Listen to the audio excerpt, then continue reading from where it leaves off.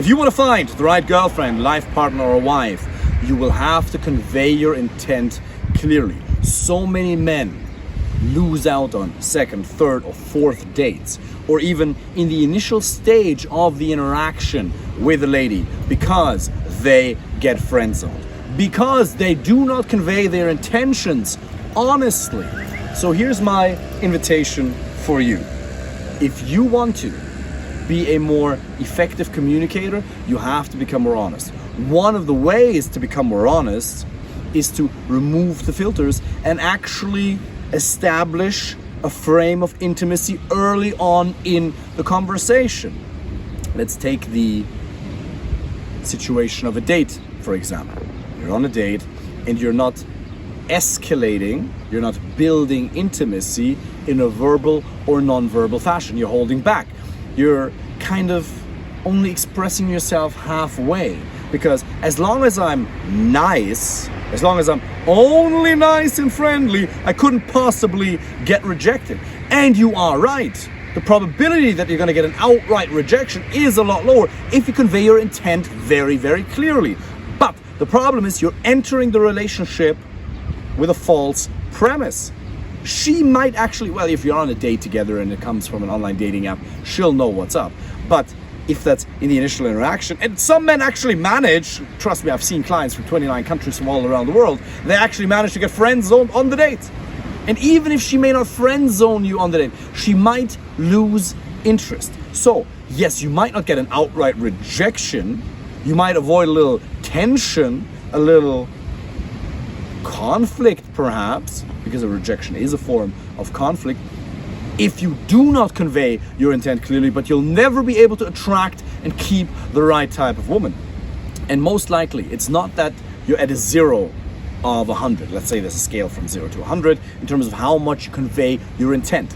You're probably not at a 0, but you're probably also not at a 99%. Now, conveying your intent 100% does not mean being creepy. It does not mean being uncalibrated. And it also doesn't mean, for example, ruining your reputation by approaching all the women in the gym.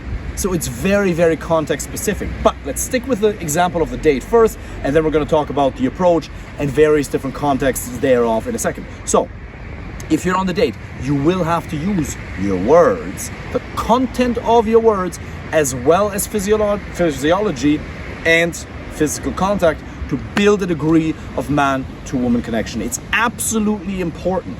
And yes, there is a verbal as well as a non-verbal part to it. Most men completely ignore the non-verbal component. Now, it's very important that if you're on a date with a lady, that you never do anything that she's not comfortable with. So if you start building physicality, you have to do so very gradually, very respectfully. If you see she's ever uncomfortable at all, you leave her alone, you create space, and you build things very gradually. The contents of your words also matter. Now, I don't want to put you in your head. I don't want you to think that you have to have this magically perfect thing to say. That's not the case, because how you say things, how you hold eye contact, your voice, tonality, inflection, these things matter more. Nonetheless, if you only ever talk about friendly, normal things, or for example, you have deep and meaningful conversations only, you're not going to be able to advance the conversation into a direction of intimacy. And you have to remember, you have to be lovers first and friends later. A lot of people say, well, I know John and Mary, they were friends for many years and then eventually they got married. That's anecdotal evidence. We're not talking about possibilities, we're talking about probabilities, and the probability is extraordinarily higher that you'll be able to create and sustain attraction if the premise of a man to woman connection is established from the get-go. So you have to let her know verbally through the use of compliments, push, pull, teases, disqualifications, storytelling. There's a million different tools that you're interested in her. If you don't convey your intent absolutely clearly on the date, she will lose interest. And I was speaking to Fernanda about this, and I've spoken to many women about this. Would they want the man to kiss them on the first date? And not all women do, but most women really want you to go for the kiss on the first date. And remember, the kiss is only ever an offer. You never force your lips upon her, ever.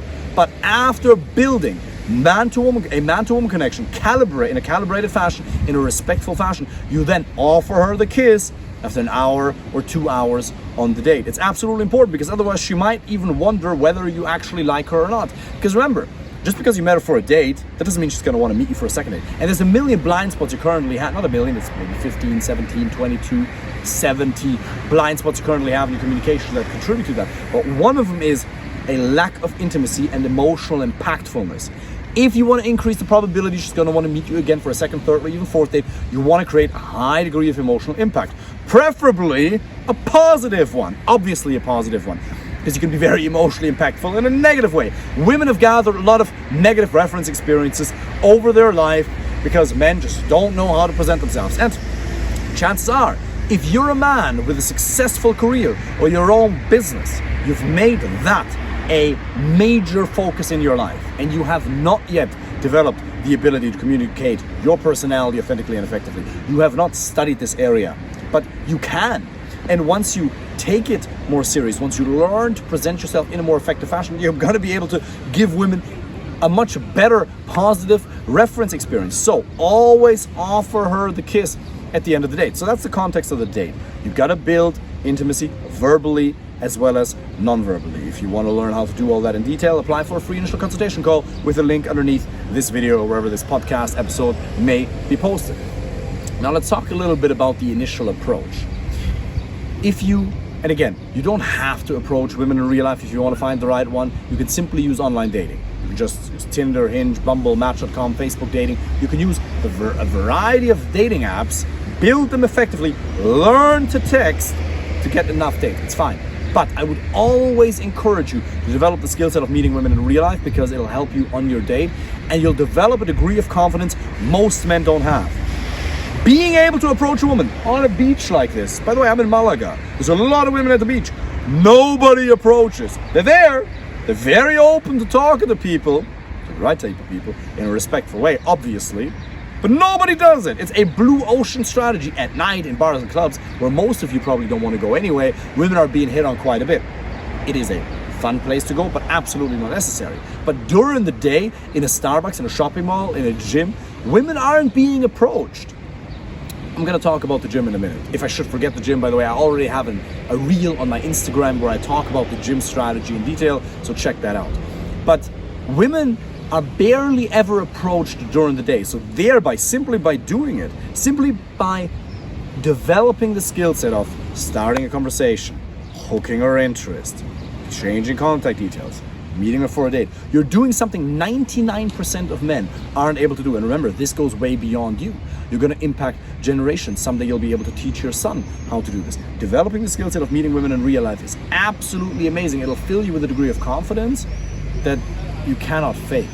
And remember, I always say, you've got to create options for yourself. That doesn't mean you have to have intimacy with all of those options, but creating options for yourself is necessary to then choose the right person.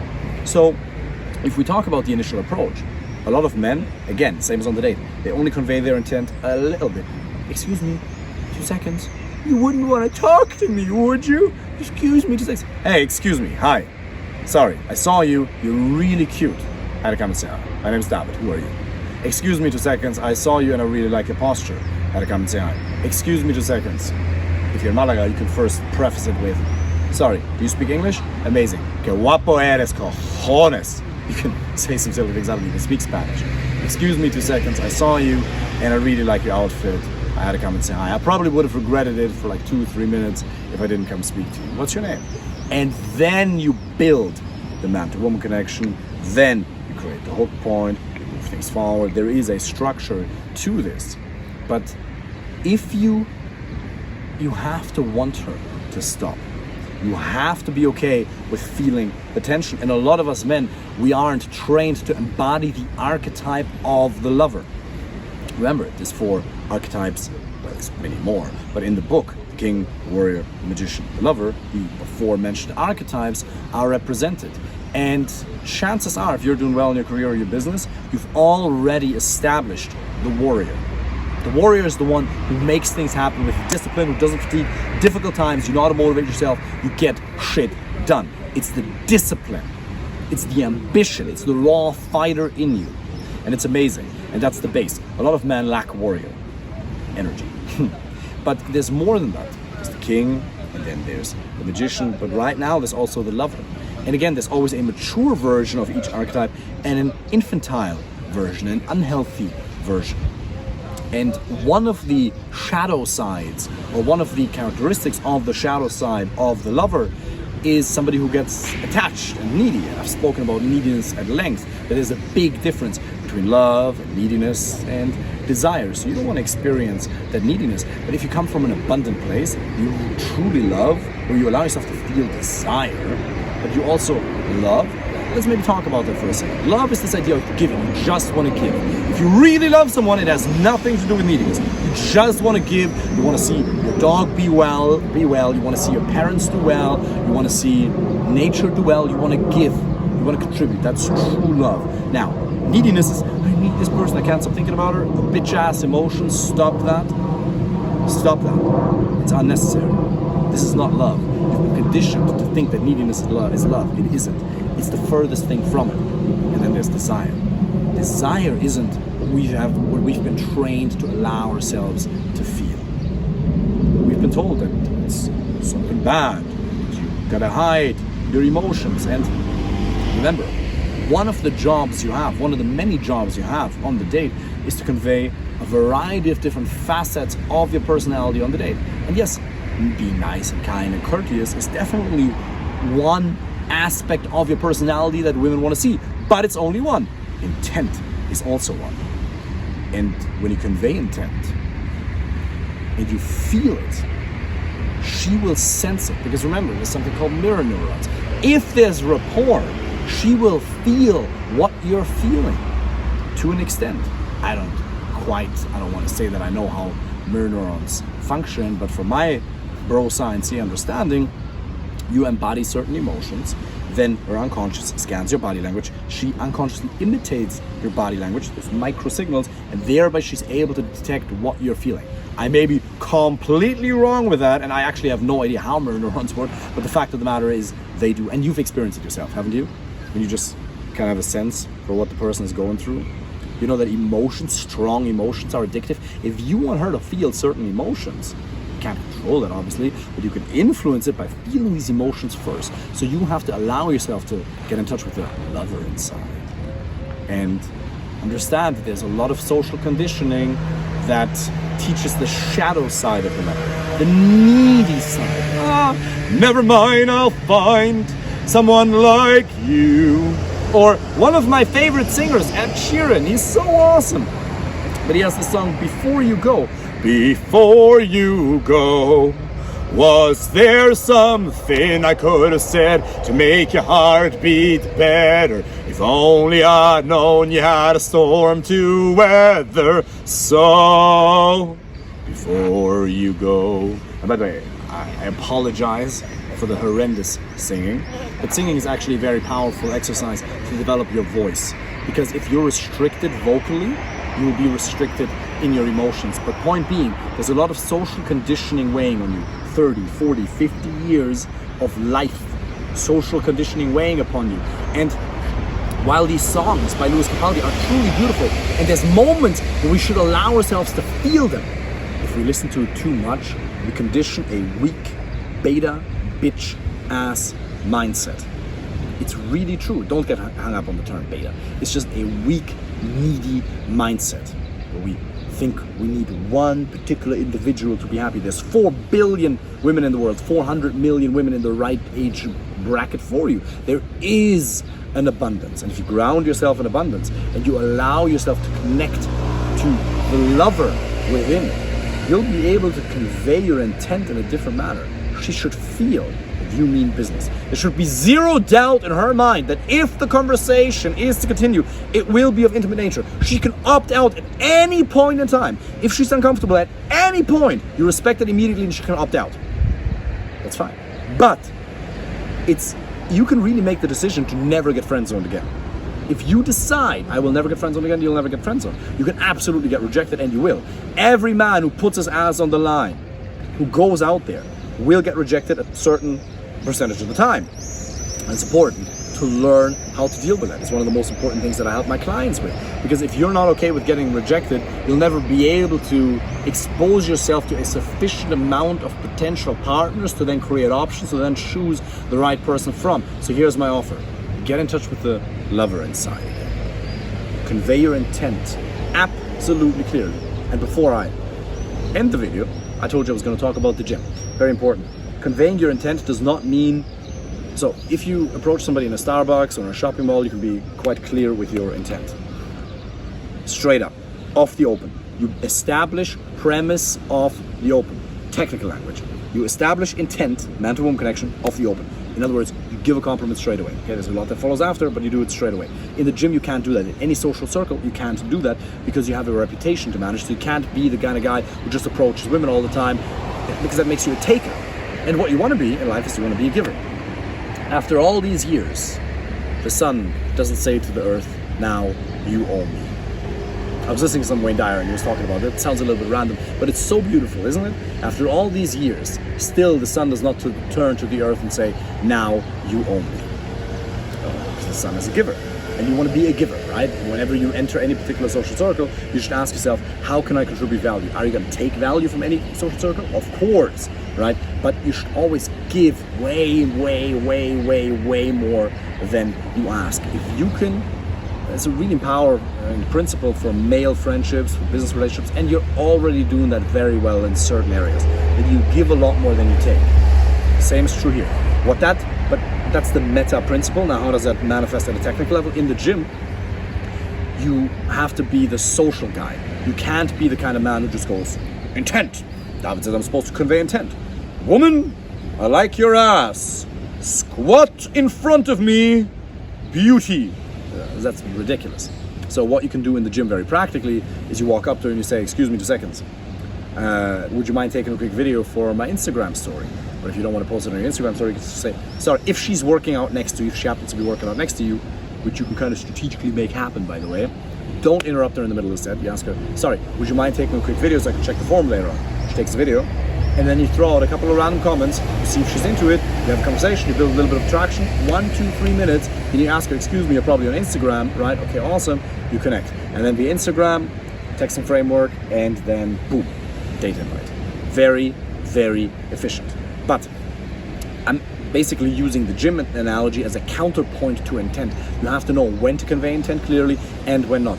In other words, whenever you're in a social circle environment, it has to be a little bit more indirect, a little bit more subtle. If you're in an environment where it's not an immediate social circle, like house parties or never work anyway, or the gym, convey intent clearly. Once you're on the date, boom. Even when you're talking to her, the way you look at her, she should feel that, like, if she's gonna continue this, there'll be romance in the air, if she wants to. So allow yourself to get in touch with the warrior, I was about to say, with the lover. Allow yourself to understand that it's much better to get rejected by some and loved by others than to be this nice guy for everybody. Being just, and again, you should be nice, but not only nice because that's fake. Because just being considered nice by most people will not get you high quality male relationships. The best friends you have, they don't think of you as nice. You've shared your real, raw, honest side. You've shared a variety of different aspects, a variety of different facets of your personality. Do so in the dating context, and you'll be able to find the right girlfriend, life partner, wife much sooner. If you want me to help you with that personally, then apply for a free initial consultation call. During that call, we're going to be able to look at your situation because dating is something that's very specific. I want to meet you. Maybe you have a couple of questions to ask me. Apply for a free initial consultation call. Looking forward to speaking with you very soon. Take care.